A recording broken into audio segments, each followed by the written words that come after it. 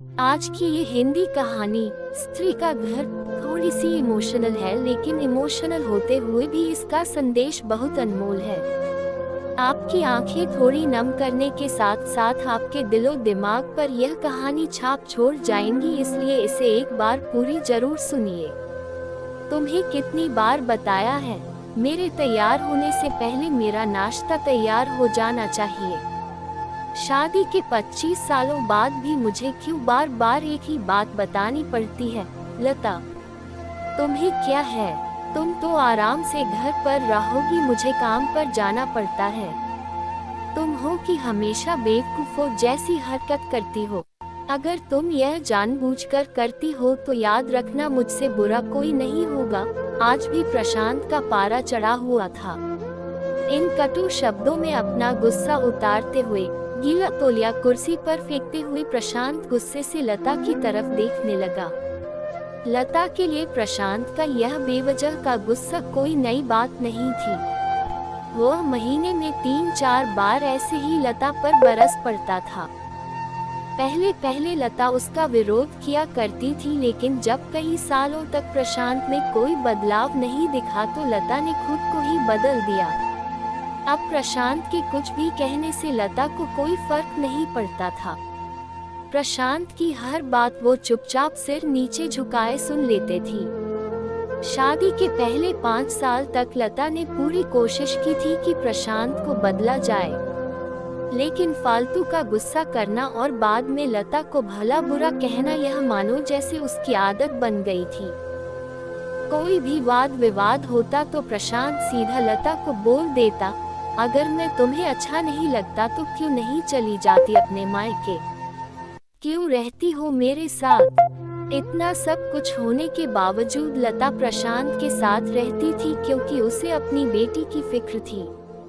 और वह जाती भी तो कहाँ, अपने बूढ़े हो चुके माँ बाप को इस उम्र में परेशान करना वह नहीं चाहती थी। समाज और लोग क्या कहेंगे, यह भी तो उसे देखना था। वह इतनी पढ़ी लिखी भी तो नहीं थी कि खुद जाकर कोई नौकरी कर सके और अपना और अपनी बेटी का पालन पोषण कर सके। लता को अब अपनी फिक्र नहीं थी। उसको फिक्र थी तो बस अपनी शादी लायक हो रही बेटी की। लता नहीं चाहती थी कि पति पत्नी के झगड़े की वजह से काव्या डिस्टर्ब हो। काव्या की पढ़ाई पूरी हो चुकी थी, उसके लिए अब शादी के रिश्ते आने लगे थे। कई रिश्तों को काव्या ठुकरा चुकी थी। 2-3 महीने बाद एक अच्छा रिश्ता आया। रिश्तेदारों और पहचान के लोगों ने भी लड़के के बहुत गुणगान किए थे। प्रशांत एक शाम अपनी बेटी के पास बैठकर उसे बताने लगा, काव्या बहुत अच्छा लड़का है, पढ़ा लिखा है, बड़ा घर है, बहुत अच्छी नौकरी है। ऐसे रिश्ते बार बार नहीं आते बेटा, इस बार मना मत करना। काव्या अपने पिता से ज्यादा बात नहीं करती थी। शायद डरती थी या शायद नफरत करती थी, लेकिन आज वो अपनी पूरी हिम्मत इकट्ठा कर बोली, मुझे अभी शादी नहीं करना है पापा। मैं नौकरी करना चाहती हूँ, खुद अपने पैरों पर खड़ी होना चाहती हूँ। हाँ तो उसमें क्या बड़ी बात है? मैंने लड़के से बात की है, वो तुम्हें किसी बात के लिए नहीं रोकेगा। तुम शादी के बाद भी नौकरी कर सकती हो, वो तुम्हें नौकरी के लिए परमिशन दे देगा। प्रशांत बोला, मेरा नौकरी करना या ना करना उसकी परमिशन पर क्यों डिपेंड रहेगा पापा? काव्या ने पूछा, मैं कह रहा हूँ ना, तुम्हें किसी भी चीज की कमी नहीं होगी वहाँ। ऐसे रिश्ते बार बार नहीं आते, इसे ठुकरा मत, बहुत खुश रहोगी तुम वहाँ। प्रशांत बोला, पापा क्या मैं उतनी ही खुश रहूंगी जितनी मम्मी इस घर में खुश है? काव्या ने तंज कसते हुए कहा, आज तुम्हारी जबान कुछ ज्यादा नहीं चल रही।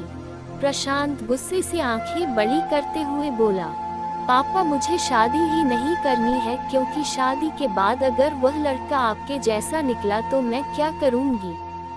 मुझे आपके जैसा जीवन साथी नहीं चाहिए जो बिना बात के मुझ पर हमेशा चिल्लाए। मुझे कुछ भी अपनी पसंद का लेना हो तो 10 बार सोचना पड़े, कहीं वह नाराज ना हो जाए। मेरी तबीयत कैसी भी हो उसे परवाह ना हो। रोटी थोड़ी सी मोटी बन जाए तो घर सर पर उठा ले। उसकी चेकबुक न मिले तो भी मेरा ही दोष निकाले और हर छोटी मोटी बात पर मुझे मायके जाने के लिए कहे। काव्या ने अपना दिल खाली करते हुए पापा से सब कह दिया। प्रशांत का गुस्सा सातवें आसमान पर था, लेकिन उसके मुंह से एक भी शब्द नहीं फूट रहा था।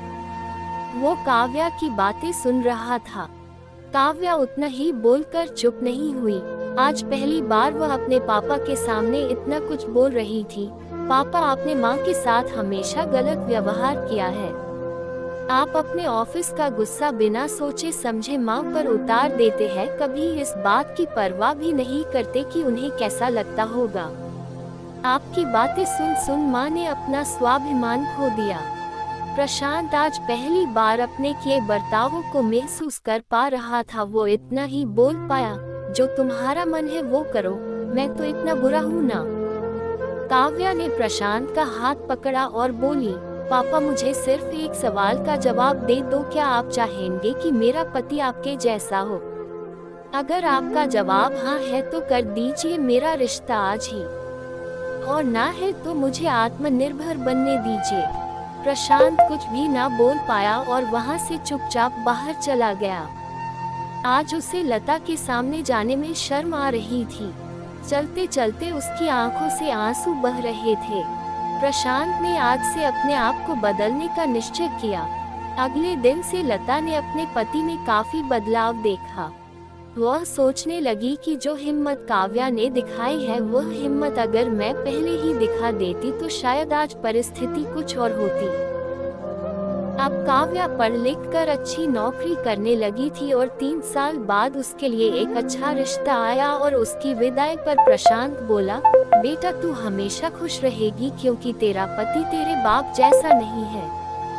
प्रशांत की यह बात सुनकर लता और काव्या की आंखों से आंसू बहने लगे। दोस्तों, हमारे समाज में औरतों को भले ही देवी का दर्जा दिया जाता है, लेकिन वह स्वतंत्रता नहीं दी जाती जो उन्हें देनी चाहिए। उन्हें बचपन से ही बताया जाता है कि वह पराया धन है। स्कूल से आने में देर हो जाए तो पिटाई मिलती है। मोबाइल पर बातें करते हुए दिख जाए या खिड़की से झांकते हुए दिख जाए तो शक किया जाता है।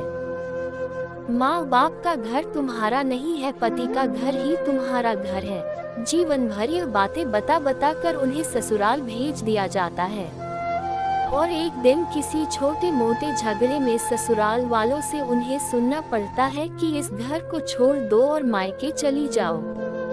अब आप ही बताओ दोस्तों, ऐसी स्त्रियों का सच्चा घर कौन सा? आखिरकार वह किस घर को अपना कहे? हमेशा की तरह पूरी कहानी पढ़ने के लिए आपको धन्यवाद। दोस्तों, उम्मीद है यह कहानी आपके दिल को छू गई होगी। ऐसे ही सीधे दिन तक उतरने वाली कहानियाँ सुनने के लिए हमारे चैनल को सब्सक्राइब करें और बेल आइकन घंटे को दबाएं।